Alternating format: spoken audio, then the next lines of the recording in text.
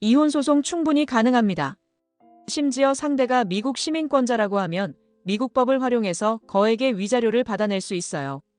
마광숙이 쓰러진 오천수를 대신해서 강소연에게 매운맛을 보여준다는 이야기를 전해드리려고 해요. 그 전에 오늘도 보러 와주셔서 감사합니다. 여러분들의 가정에 평안과 행복이 깃들기를 바라며 독수리 오형제를 부탁해 리뷰 시작하겠습니다. 응급실 내부는 정신없이 들락날락하는 의료진으로 분주했지만 그 한가운데에서 마광숙은 온 신경이 오천수에게만 쏠린 듯 했습니다. 강한 소독약 냄새가 진동하는 침상 곁에 서서 마광숙은 흐릿하게 떠있는 오천수의 눈동자를 애타게 지켜봤습니다. 이윽고 오천수가 가늘게 숨을 뱉으며 간신히 눈을 뜨자 마광숙은 마치 가슴을 죄어오던 불안이 와르르 무너진 듯 깊은 안도의 숨을 내쉬었습니다. 천수도련님, 정말 괜찮으세요? 많이 힘드셨죠? 곁에 아무도 없었으면 어쩔 뻔했나 싶어서 가슴이 덜컥 내려앉았어요. 언제나 결단력 있고 든든한 모습을 보여주려 애쓰던 마광숙이었지만 지금만큼은 눈가가 촉촉했습니다. 오천수는 머리가 무겁다는 듯 살짝 고개를 돌리다 겨우 목소리를 냈습니다. 형수님 죄송해요. 저 때문에 걱정 끼쳐드렸네요. 그 한마디에 깃든 자책과 미안함이 마광숙의 마음을 후벼 팠습니다. 여태껏 고민도 많고 고통도 컸을 오천수를 떠올리니 마광숙은 다시금 눈시울이 뜨거워졌습니다. 그래도 살아계셔서 진짜 다행이에요. 다들 천수도련님 걱정에 밤새 뒤척이기만 했어요. 제가 뭐라도 해드리고 싶은데 답답하더라고요. 오천수는 힘겹게 눈을 감았다가 뜨며 목이 바싹 마른 듯 입술을 다셨습니다. 모든 게 너무 막막했어요. 집안도 제대로 못 챙기고 회사 일도 엉망이고 이러면 안 되는 거 아는데 죄책감이 너무 커서 그냥 무너졌어요. 그 순간 마광숙은 오천수 손등에 가만히 손을 올렸습니다. 환자복 소매가 미처 닿지 못한 팔뚝 근처에는 주사바늘이 꽂혀 있어 마음을 더 찡하게 만들었습니다. 정말 많이 힘드셨겠죠. 근데 천수도련님, 이제 혼자만 애쓰실 필요 없어요. 우리 같이 생각해보고 도울 거예요. 오천수는 마광숙의 말에 작게 고개를 끄덕였습니다. 말을 길게 잇기엔 체력도 감정도 고갈된 상태였지만 그 짧은 동작에 만감이 서려 있었습니다. 고맙습니다. 형수님 같은 분이 있어서 다행이에요. 제가 살아야 할 이유가 있구나 싶어요. 마광숙은 눈가에 맺힌 눈물을 보이지 않으려 고개를 살짝 돌렸습니다. 병실 문 너머로 간호사가 무언가 필요하냐고 물었지만 마광숙은 괜찮다며 손사래를 쳤습니다. 이미 오천수 곁을 지키는 것만으로도 이 모든 상황을 위로해 줄 수 있을 듯한 마음이었습니다. 천수도련님, 잠깐 쉬고 계세요. 제가 형님들한테 소식 전하고 올게요. 그리고 괜찮아지실 때까지 계속 곁에 있을게요. 너무 걱정하지 마세요. 오천수는 대답 대신 힘겹게 미소를 지어 보였습니다. 그 흔한 미소조차도 겨우 지을 만큼 지쳐 있었지만 마광숙의 진심 어린 배려와 관심에 마음 한편이 따뜻해지는 듯 했습니다. 병실 공기는 여전히 차가웠지만 두 사람 사이에는 작게나마 회복의 기운이 감돌았습니다. 그렇게 짧은 대화를 끝으로 마광숙은 한 걸음 물러서서 문 가까이 섰습니다. 언젠가 이 병실에서 완전히 나가는 날 오천수 얼굴에 환한 빛이 가득하기만을 바랄 뿐이었습니다. 느릿하게 닫힌 병실 문 앞에서 마광숙은 깊은 한숨을 내쉬었습니다. 바로 옆에 서 있던 오흥수도 가만히 천장만 바라보고 있었습니다. 두 사람 다 어떻게 강소연을 대해야 하나에 대한 해답을 찾지 못한 얼굴이었습니다. 마침내 마광숙이 먼저 결심한 듯 고개를 들었습니다. 흥수도련님, 우리 소연씨 좀 만나봐야 하지 않겠어요? 천수도련님이 왜 여기까지 오게 됐는지 아무래도 소연씨 책임이 제일 크잖아요. 오흥수는 턱을 살짝 들어올리며 끄덕였습니다. 평소 농담과 유쾌함으로 분위기를 띄우는 편이었지만 지금은 완전히 경직된 모습이었습니다. 맞아요. 그 여자가 형을 이렇게 만든 거라고요. 가서 따져야겠어요. 두 사람은 길고 복잡한 병원 복도를 지나 강소연이 있다는 곳으로 향했습니다. 문을 열자 강소연은 의자에 앉아 핸드폰을 만지작거리며 짜증난 표정을 짓고 있었습니다. 마광숙과 오흥수가 나타나자마자 강소연은 반갑지 않은 손님을 쳐다보듯 시선을 바짝 날카롭게 세웠습니다. 두 분 또 왜 오셨어요? 오천수한테 또 뭐라고 하려고요? 설마 또 내가 약 먹였다는 소리 하러 온 건 아니죠? 물론 마광숙과 오흥수의 목적은 그런 황당한 게 아니었지만 강소연이 먼저 날 선 태도로 나오자 둘 다 당혹스러웠습니다. 그래도 오흥수가 먼저 말을 꺼냈습니다. 지금 천수영 상태 아세요? 거의 목숨 잃을 뻔했어요. 그 사람이 왜 그런 극단적인 선택을 했을지 한 번쯤은 생각해봐야 하는 거 아니에요? 하지만 강소연은 콧방귀를 뀌듯이 코웃음을 치며 볼멘 소리로 받아쳤습니다. 그건 그 사람 문제예요. 내가 어떻게 할 수 있는 일도 아니고 왜 나한테 그래요? 약을 내가 먹였어요? 마광숙은 그 말에 분노가 치밀어 올랐지만 애써 누그러뜨렸습니다. 오천수를 위해서라도 막말로 싸우고 싶지는 않았습니다. 천수도련님 힘들어하실 때 옆에서 위로나 조금이라도 도와주려는 마음은 있었어요. 부부였잖아요. 아무리 그래도 그 정도 정은 있어야 하는 거 아닌가요? 그건 부부였을 때 얘기죠. 지금은 남보다 더 멀어진 사이인데 왜 자꾸 저한테 뭐라고 하세요? 마광숙은 황당함에 아무 말도 못했고 오흥수도 헛웃음을 터뜨렸습니다. 우린 천수영 걱정돼서 온 거예요.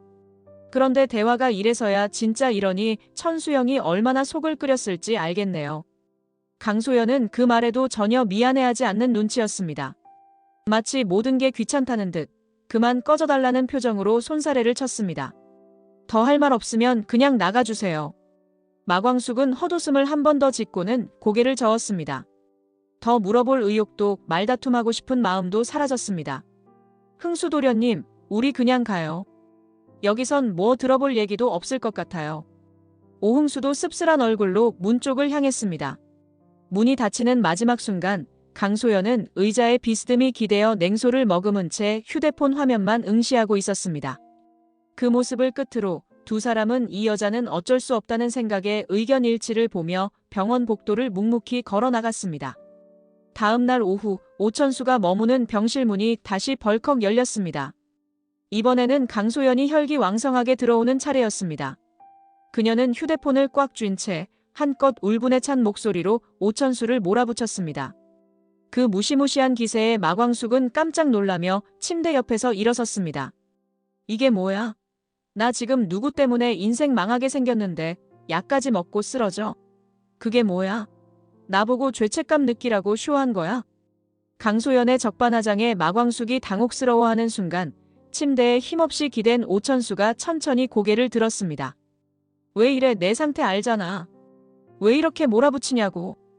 강소연은 비웃음 비슷한 소리를 내며 주먹으로 핸드폰을 꾹 눌렀습니다. 그 모습에서 욕설이 튀어나올 듯한 위태로운 기운이 감돌았습니다. 솔직히 말해봐. 이 꼴 당하길 바랐던 거 아니야? 나중에 이혼 얘기 나올 때 내가 나쁜 사람처럼 보이게 하려고. 그래서 쓰러지기까지 한 거지. 나한테 죄책감 들게 하려고. 마광숙은 더는 참지 못하고 중간에 끼어들었습니다. 그만하세요. 천수도련님 얼마나 힘드셨는지 안 보이세요? 아무리 사이 나빠졌어도 이렇게까지 말하시면 안 되죠.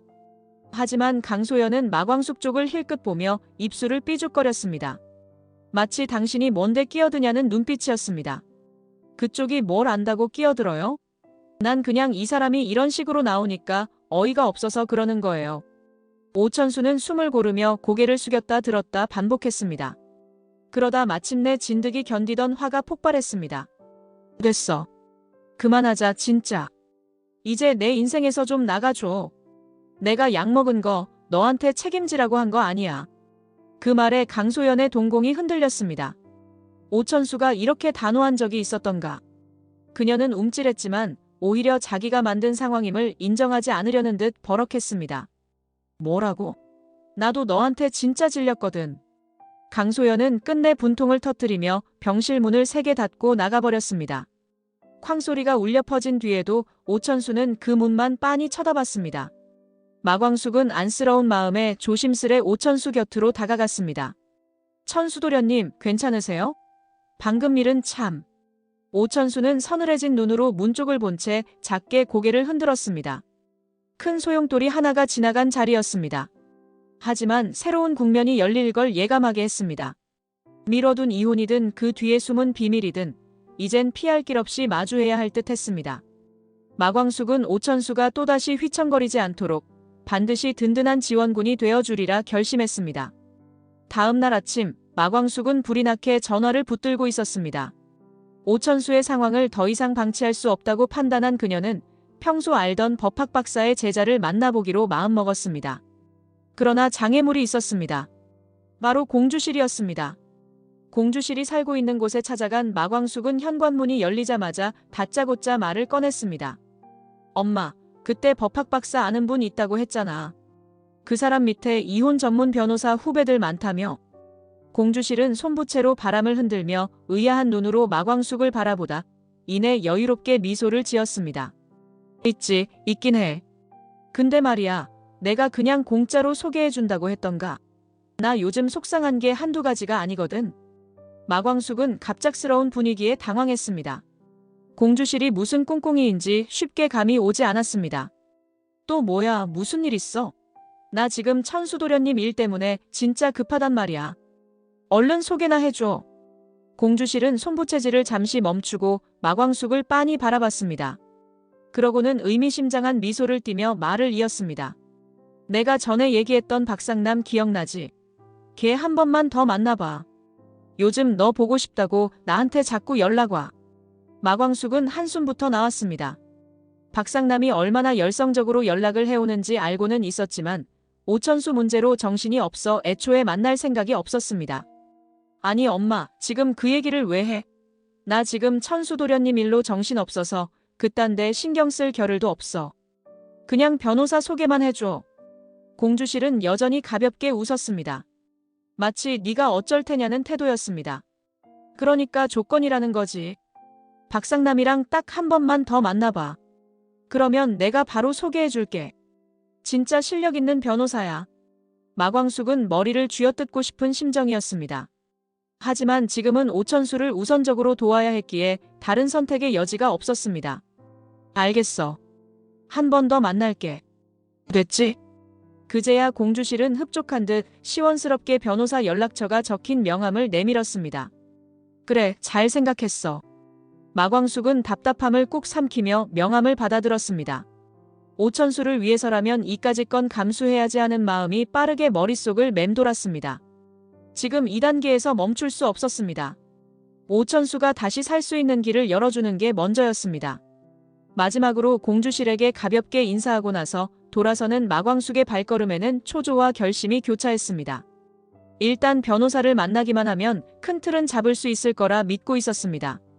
오후 해가 기울 무렵 마광숙은 도심에 위치한 조용한 로펌 사무실로 들어섰습니다.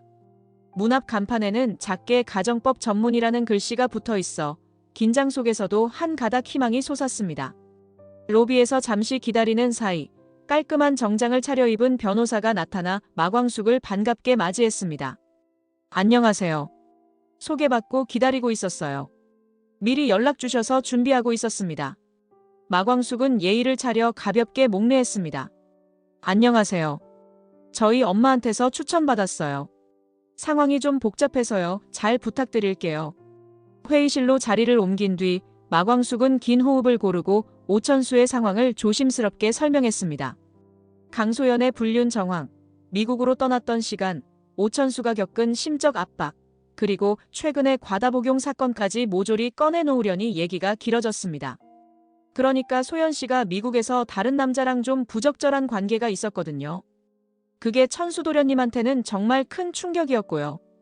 근데 아직 확실한 증거가 있는 건 아니에요. 이야기를 듣던 변호사는 몇몇 지점에서 고개를 끄덕이며 수첩에 뭔가를 적었습니다. 불륜 문제라면 결국 증거가 핵심이에요. 그래야 위자료나 상간소송 같은 걸 제대로 진행할 수 있거든요. 미국에서 있었던 일이면 거주 기록이나 통화 내역, SNS 메시지 같은 게 도움이 될 수 있어요.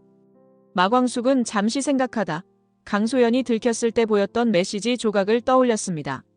아, 예전에 둘이 주고받은 메시지 본 적 있어요. 천수도련님도 봤던 것 같고요. 그러면 그런 걸 좀 더 모아보면 되겠네요? 변호사는 의자를 조금 당겨 앉으며 확신에 찬 표정을 지었습니다. 네, 충분히 가능성 있어요. 그리고 상대 남자가 미국 시민권자거나 거기에 자산이 있으면 미국 법으로도 소송 걸 수 있어요. 금액도 꽤 크게 나올 수 있고요. 마광숙은 그 말에 눈을 번뜩 뜨며 집중했습니다. 이제야 본격적으로 희망이 보이기 시작했습니다. 그럼 천수도련님이 정신적으로나 재정적으로 입은 피해도 보상받을 수 있는 거죠? 당연하죠. 불륜은 한국에서도 큰 이혼 사유지만 미국 쪽 법까지 얽히면 책임 더 크게 물을 수 있어요. 상간소송도 충분히 가능하니까 준비만 잘 하시면 됩니다. 그 말이 끝나자 마광숙은 깊은 숨을 내쉰 뒤 작게 미소를 지었습니다. 이토록 길고 지친 상황에서도 드디어 오천수가 벗어날 수 있는 길이 열리는 것 같았습니다. 진짜 감사합니다. 천수도련님한테 큰 희망이 될 것 같아요. 정리해서 바로 전달드릴게요. 변호사는 따뜻한 눈빛으로 고개를 끄덕였습니다. 힘내세요. 가정사건이 제일 힘들지만 준비만 잘하면 결과는 충분히 좋게 나올 수 있어요. 회의실에서 나오며 마광숙은 마음을 다잡았습니다. 드디어 오천수를 구할 방법이 손에 잡히는구나. 적지 않은 비용과 에너지가 들겠지만 꼭 해야만 하는 일이었습니다. 이 모든 과정이 끝나면 오천수도 편안한 숨을 쉴 수 있으리라 믿으며 마광숙은 굳은 표정 속에 결의를 다졌습니다. 따사로운 햇빛이 병실 창문 사이로 스며들 무렵 마광숙은 바삐 움직이며 병실 문을 열고 들어섰습니다.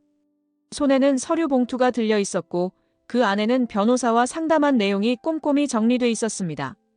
침대에서 창밖을 물끄러미 바라보던 오천수는 마광숙이 들어오자 반가운 반, 떨림 반으로 고개를 돌렸습니다. 벌써 왔어요? 좀 쉬셔도 되는데 요즘 저 때문에 계속 고생만 하시네요. 마광숙은 억지로 웃으며 곁으로 다가갔습니다. 이건 고생도 아니에요. 당연히 해야 하는 일이죠. 자, 제가 알아본 거 정리해왔는데 잠깐 들어보실래요? 오천수는 긴장된 표정으로 몸을 약간 일으켰습니다. 마광숙이 가져온 서류 봉투에는 중요한 정보가 가득 담겨 있었기 때문입니다. 변호사님 말로는 소연씨 불륜 상대, 그러니까 미국 쪽 남자 있잖아요. 그 사람 상대로 소송 걸면 위자료로 최대 50억까지도 받을 수 있대요. 그 말에 오천수의 눈이 크게 떠졌습니다. 도무지 믿기 어렵다는 듯 살짝 비웃음처럼 미소가 번지기도 했습니다. 50억이요? 에이, 그건 좀 과장된 거 아닌가요? 내가 그런 돈 받을 자격이 있긴 한가 싶기도 하고. 마광숙은 손사래를 치며 그를 안심시켰습니다. 진짜 가능하대요. 물론 증거가 있어야 되긴 하지만 불륜이 확실하면 소연 씨랑 그 남자 둘 다 책임져야 한대요. 이혼도 훨씬 깔끔하게 끝낼 수 있다고 하고요. 잠시 멍한 표정으로 허공을 바라보던 오천수는 천천히 고개를 끄덕였습니다. 그동안 강소연과의 결혼 생활이 어떤 고통이었는지 떠올리면 이혼이야말로 이제는 필연처럼 느껴졌습니다. 그럼 진짜 이제 이 관계는 끝난 거겠죠. 나도 참 오래 버텼는데 소연이가 돌아올 생각은 없어 보이고 솔직히 나 자신도 이렇게는 더 못 살겠어요. 마광숙은 조심스러운 눈빛으로 하지만 단호하게 말했습니다.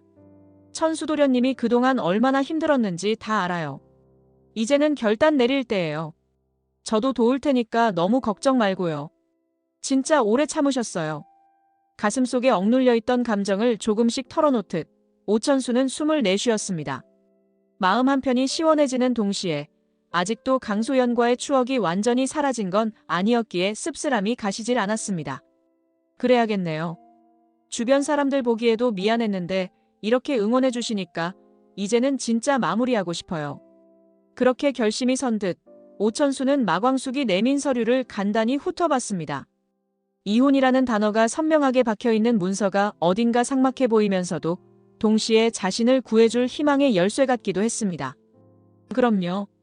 하나하나 차근차근 진행해봐요. 어렵고 힘들겠지만 더 끌면 천수도련님 마음만 더 다치니까요. 오천수는 작게 한숨을 내쉬며 그 서류를 가만히 끌어안았습니다.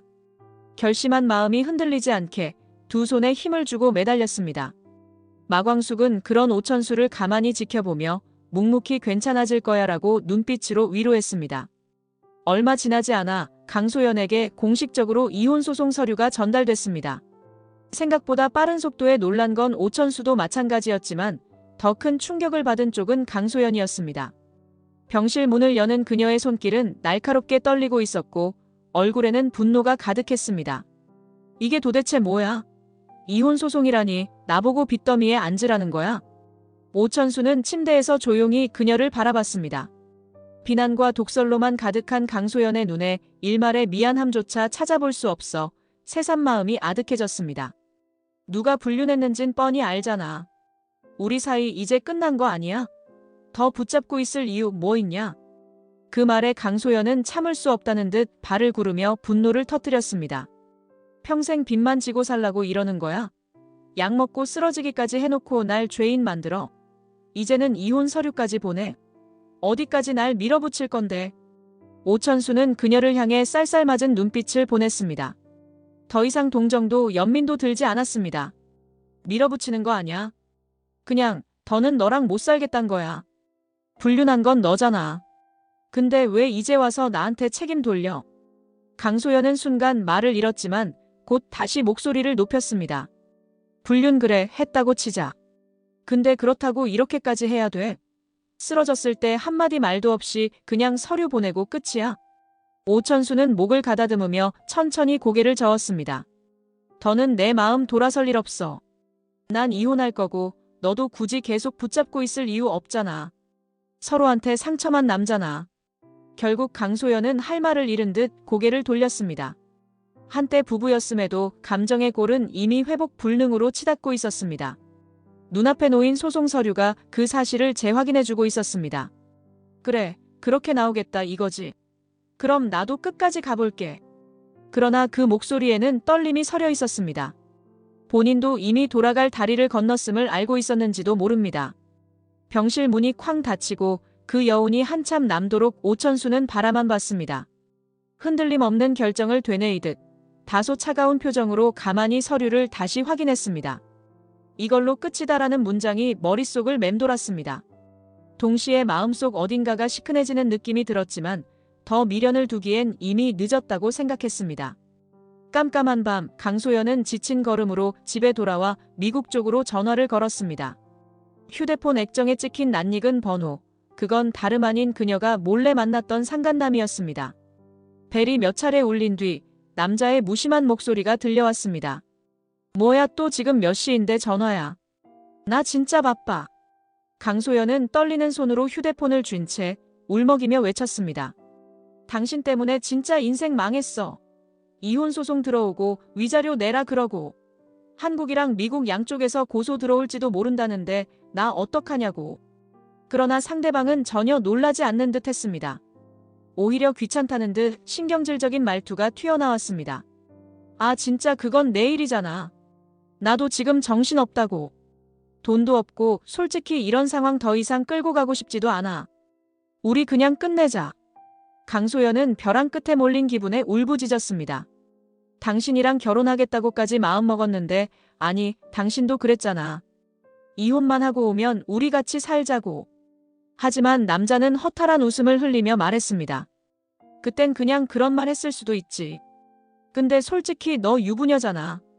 애도 있고 계속 이렇게 얽히는 거 너무 피곤해. 잠깐 재밌었던 거면 된 거 아냐? 이제 그만하자. 연락하지 마. 뚜뚜뚜 전화가 끊겼고 강소연은 휴대폰을 든 채 멍하니 서 있었습니다. 한순간에 모든 희망이 꺾여버린 허탈함에 다리가 풀려 그대로 주저앉았습니다. 찰나의 오만과 욕심이 이렇게 처참한 결말을 불러올 줄은 꿈에도 몰랐습니다. 강소연은 휴대폰을 바닥에 휙 던지며 울분을 토해냈습니다. 불륜남에게도 버림받았고 오천수와도 파탄난 상황. 설마 사랑이라 믿었던 게 한순간의 욕망에 불과했나 싶어 자괴감이 밀려들었습니다. 그러나 이미 거스르기엔 너무 늦었습니다. 어떤 변명도 통하지 않고 현실적인 대가만 남아있었습니다. 강소연은 머리를 감싸쥐고 바닥에 주저앉아 흐느꼈습니다. 어둠이 내려앉은 방 안에는 홀로 울부짖는 강소연의 목소리뿐이었습니다. 아찔한 배신감에 무릎을 꿇은 그녀의 마음속에는 끝없는 후회와 무력감만이 가득했습니다. 비틀거리며 거리를 걸어나온 강소연은 한적한 골목을 지나 허름한 술집 문을 밀고 들어갔습니다.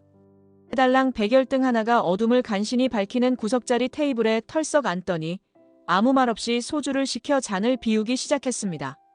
벌써 몇 병째인지 알 수 없을 정도로 그녀는 눈이 풀린 채 술병만 찾고 있었습니다. 내가 뭘 그렇게 잘못했는데 이게 뭐야 진짜 다 엉망이 됐잖아.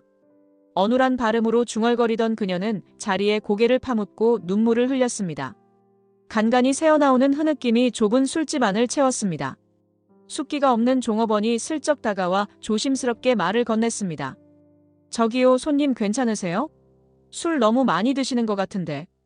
하지만 강소연은 힐끗 쳐다볼 뿐 대답 없이 다시 잔을 채웠습니다.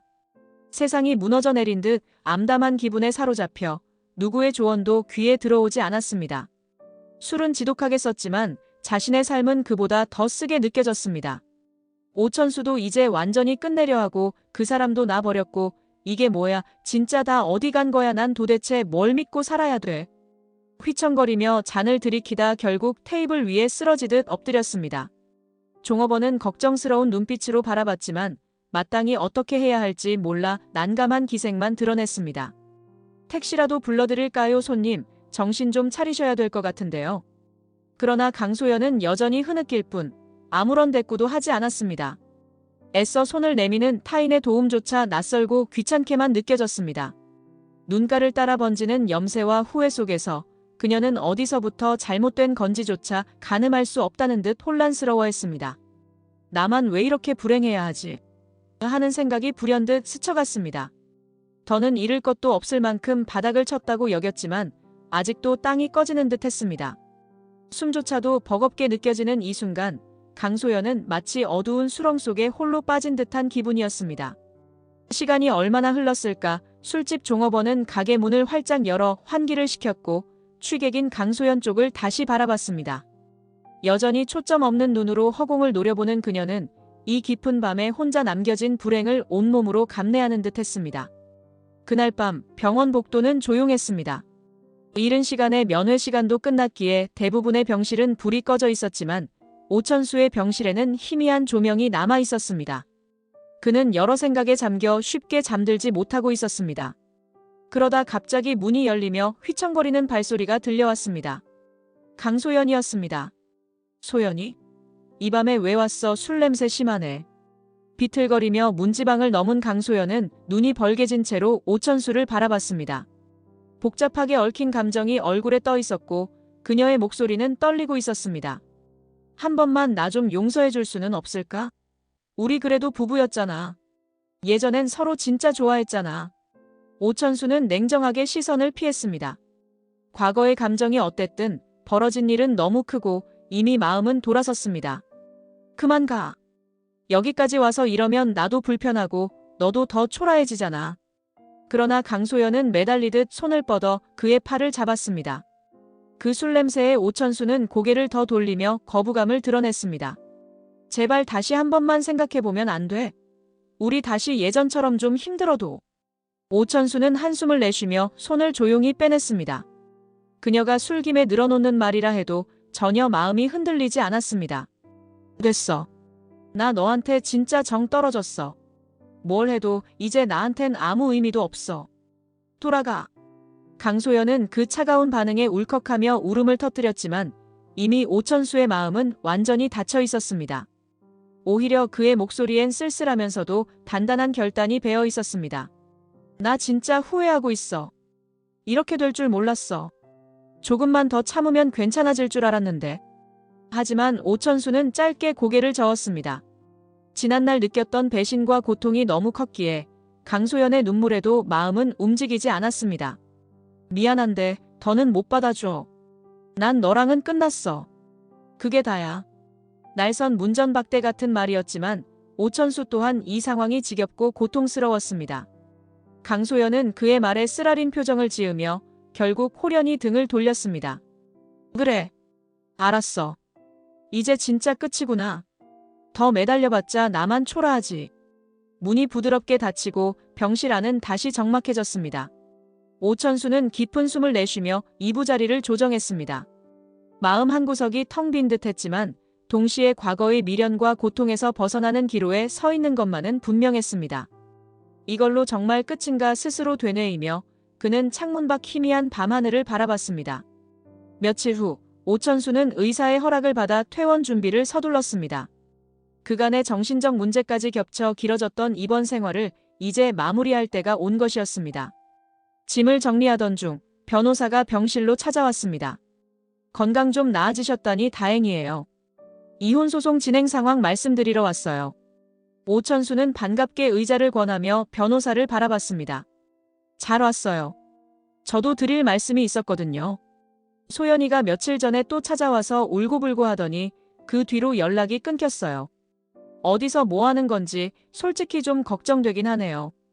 변호사는 수첩을 꺼내들고 진지한 얼굴로 말을 이었습니다. 지금까지 나온 정황으로는 저쪽에서 별다른 반박거리는 없는 것 같아요. 미국에서의 불륜 증거도 거의 확실하고요. 지금 흐름이면 이기실 가능성 충분해요. 그리고 양육권 문제도 오천수 씨 쪽이 훨씬 유리해요. 혹시 아이 관련해서 계획은 좀 세우셨어요? 오천수는 슬며시 눈을 감았다 뜨며 희미한 미소를 지었습니다. 제 딸이니까요. 제가 책임져야죠. 쉽진 않겠지만 아이만큼은 절대 놓치고 싶지 않아요. 변호사는 고개를 끄덕이며 서류 하나를 꺼내 내밀었습니다. 그럼 이 서류도 같이 내셔야 해요. 양육권 신청이랑 강소연 씨가 아이 돌볼 여건이 안 된다는 점, 경제적인 책임도 어려울 거라는 내용 포함해서요. 오천수는 서류를 받아들고 가만히 살폈습니다. 서명해야 할 곳이 여러 군데 보이자 잠시 망설였습니다. 근데요, 혹시 애가 엄마 찾으면 어떡하죠? 그래도 엄마인데. 변호사는 부드러운 미소를 띤 채 대답했습니다. 아이한테 중요한 건 안정된 환경이에요. 강소연 씨가 제대로 양육비 낼 가능성도 거의 없으니까 우리가 법적으로 잘 정리해두면 아이 키우는데 큰 문제는 없을 거예요. 오천수 씨도 마음 단단히 먹으셔야 해요. 그 말에 오천수는 걱정스러운 표정 속에서도 결의를 다지며 펜을 들어 하나씩 사인을 남겼습니다. 인생의 큰 전환점을 앞두고 이 서류가 자신과 아이를 지켜줄 마지막 방패일 수 있었습니다. 네, 알겠습니다. 아이를 위해서라도 더 강해져야겠네요. 도와주셔서 감사합니다. 변호사는 서류를 정리하며 고개를 숙였습니다. 당연하죠. 쉽진 않겠지만 준비만 잘하면 충분히 좋은 결과 나올 거예요. 파이팅입니다. 이야기가 끝나고 변호사가 병실을 떠나자 오천수는 작은 가방을 챙겨봤습니다. 공기마저 가벼워진 듯한 이 기분, 오랜 시간 눌려있던 짐이 슬슬 벗겨지는 듯 했습니다. 이제 퇴원 후에도 싸워야 할 일은 남았지만 적어도 자신에게도 희망의 길이 열렸음을 느끼고 있었습니다. 오천수가 퇴원을 앞둔 어느 날 저녁 마광숙은 별수 없이 박상남을 만나기 위해 약속 장소로 향했습니다. 공주실에게서 변호사를 소개받는 조건으로 내걸린 불편한 만남이었지만 지금은 거절할 수 없는 상황이었습니다. 약속한 레스토랑에 도착하니 박상남이 반갑게 손을 흔들며 맞이했습니다. 또 뵙네요, 광숙씨. 이렇게 다시 만나니까 진짜 반갑네요. 그러나 마광숙은 대번에 선을 그었습니다. 얼굴엔 피곤함과 무거운 표정이 역력했습니다. 박상남씨, 저 지금 천수도련님 일로 너무 바빠요. 솔직히 누굴 만나고 그럴 여유가 없어요. 그럼에도 박상남은 무례하지 않게 다정한 미소를 지우지 않았습니다. 그 마음 이해해요. 그래도 잠깐만 제 얘기 들어봐 주세요. 저는 그냥 진심으로 도와드리고 싶고 또 제 마음도 좀 있고요. 마광숙은 답답한 마음에 잠시 이마를 짚었습니다. 박상남이 싫은 것은 아니었지만 지금 이 상황에서 연애니 호감이니 하는 말을 나눌 때는 아니었습니다. 도와주시는 건 감사한데 전 연애 같은 거 생각할 여유 없어요. 천수도련님 일도 그렇고 술도 가도 계속 일이 밀려있고 지금은 그런 때가 아니에요. 조금 정적이 흐르던 그때 문 쪽에서 낯익은 기척이 느껴졌습니다. 한동석 LX호텔 회장님이 우연히 이 레스토랑을 방문한 것이었습니다. 직원 몇 명과 대화를 나누던 그는 멀리서 마광숙과 박상남이 함께 있는 모습을 보게 됐습니다.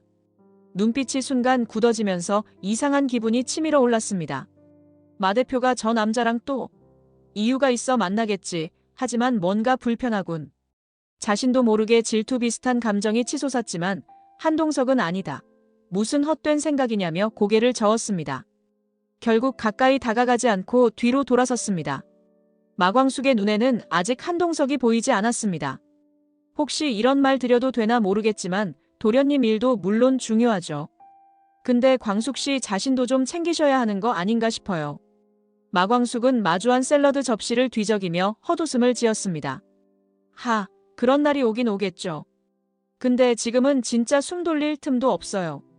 마음 써주셔서 감사해요. 바로 그때 살짝 몸을 돌리던 마광숙이 몇 테이블 너머를 스쳐 지나가는 한동석을 보게 됐습니다. 두 사람의 시선이 짧게 교차됐지만 그는 금세 시선을 피한 채 종업원과 이야기를 나누러 가버렸습니다. 왠지 모를 어색함이 마광숙의 마음 한켠을 스쳤습니다. 박상남이 뭔가 더 말하려는 찰나 마광숙은 이미 집중이 흐트러져 있었습니다. 왜요? 아는 분이라도 보셨어요? 마광숙은 순간 시치미를 떼며 고개를 저었습니다. 아니요, 그냥 잘못 본 것 같아요. 그러나 그녀 안에는 묘한 감정이 일었습니다. 한동석이 방금 보인 표정, 어쩐지 서늘하면서도 신경 쓰이는 그 눈빛이 머릿속을 떠나지 않았습니다. 왜 괜히 내일에 저런 표정을 지었지? 그러면서도 마음 한구석이 살짝 설레는 듯 혹은 불편한 듯 복합적인 감정이 교차하고 있었습니다. 며칠 후 오천수는 병원에서 퇴원해 마광숙이 마련해둔 작은 방에서 요양하기로 했습니다. 한동안 몸도 마음도 추스르며 이혼 소송 일정에 맞춰 변호사와 협의하려면 조용한 공간이 필요했기에 마광숙은 술도가에 방 한 칸을 따로 내어주었습니다. 오천수가 낑낑대며 짐가방을 들고 들어오자 마광숙이 먼저 다가가 손을 내밀었습니다. 아직 몸 다 안 나았잖아요. 그냥 가만히 있어요. 짐은 내가 옮길게요. 오천수는 쑥스러운 듯 고개를 저었지만 결국 마광숙이 바삐 움직이며 살뜰하게 챙겼습니다. 짐을 내려놓고 벽에 기대어 숨을 고르던 오천수는 여기까지 오기까지의 우여곡절이 머릿속을 스쳐 지나갔습니다. 형수님 안 계셨으면 진짜 무너졌을지도 몰라요. 솔직히 그날 응급실 가기 전엔 좀 안 좋은 생각까지 했었거든요. 마광숙은 잔잔한 미소를 지으려 애썼지만 들려오는 그의 속마음에 마음 한구석이 아려왔습니다. 그날 진짜 깜짝 놀랐어요. 천수도련님이 그렇게 쓰러질 분이 아니라고 생각했는데 그만큼 많이 힘들었던 거죠. 근데 이제 달라질 거예요. 문득 변호사가 했던 말이 떠오른 마광숙은 강소연이 잠적했다는 소식이 걱정되어 조심스럽게 물었습니다. 소연 씨는 연락 없어요? 오천수는 머리를 살짝 흔들며 숨을 내쉬었습니다. 아예 연락 없어요. 안쓰럽긴 한데 이제 내가 어떻게 해줄 수 있는 상황도 아니고요. 그냥 이렇게 끝나겠죠. 변호사 말로도 안 나오면 우리가 유리하대요. 마광숙은 고개를 끄덕이며 은은하게 미소를 지었습니다. 그쵸, 너무 걱정 말아요. 법대로 잘 정리되면 천수도련님도 훨씬 마음 편해질 거예요. 아이도 더 나은 환경에서 키울 수 있고요. 그 말에 오천수는 작게 고개를 끄덕이며 희망을 담은 표정으로 마광숙을 바라봤습니다. 이혼 절차가 마무리되면 그간 겪었던 어둡고 고통스러웠던 시간들도 조금씩 정리될 터였습니다. 제가 이렇게 다시 살아볼 용기 낸 것도 다 형수님 덕이에요. 난 정말 아무것도 안 보였는데 형수님이 앞장서서 길 열어주셨잖아요. 마광숙은 손사래를 치며 부끄럽다는 듯 고개를 숙였습니다. 아유, 뭘요. 결정은 천수도련님이 하신 거예요. 난 그냥 옆에서 조금 도와드린 것뿐이에요. 근데 이렇게 마음 잡아줘서 내가 더 고맙고 기쁘죠. 고요한 방 안에는 뭉클한 침묵이 깔렸습니다. 서로가 겪은 고난과 상처를 알기에 말없이도 통하는 공감이 있었습니다. 앞으로 더 큰 싸움이 기다릴 수 있지만 최소한 이들은 같은 편이 되어 함께 걸어갈 것이 분명했습니다. 그때 오천수가 고개를 들어 창밖을 바라봤습니다. 파란 하늘이 눈부시게 펼쳐져 있었고 몇 점의 구름이 유유히 흘러가고 있었습니다. 이번엔 꼭 이혼 소송 이겨서 다시 제대로 살아보고 싶어요. 아이도 잘 키우고 동생들 앞에서도 당당해지고 싶고요. 그래요, 힘내요. 나도 술도가 일하면서 도울 수 있는 건 다 도울게요. 천수도련님 절대 혼자 안 무너지게 옆에 있을게요. 서로에게 따뜻한 시선을 주고받으며 두 사람은 이번에야말로 새로운 출발선에 서 있음을 실감했습니다. 바닥까지 떨어졌던 오천수가 다시 일어서려는 그 순간 마광숙의 존재는 분명한 의지가 되어주고 있었습니다. 앞으로 남은 절차들을 하나하나 밟아나간다면 언젠가 평화로운 일상이 찾아올지도 모릅니다. 그 약속되지 않은 미래를 꿈꾸며 두 사람은 조용히 그러나 단단한 웃음을 나누었습니다. 이번 영상 재미있으셨으면 구독과 좋아요 부탁드립니다. 구독은 저에게 큰 응원이 됩니다. 오늘도 시청해주셔서 감사합니다.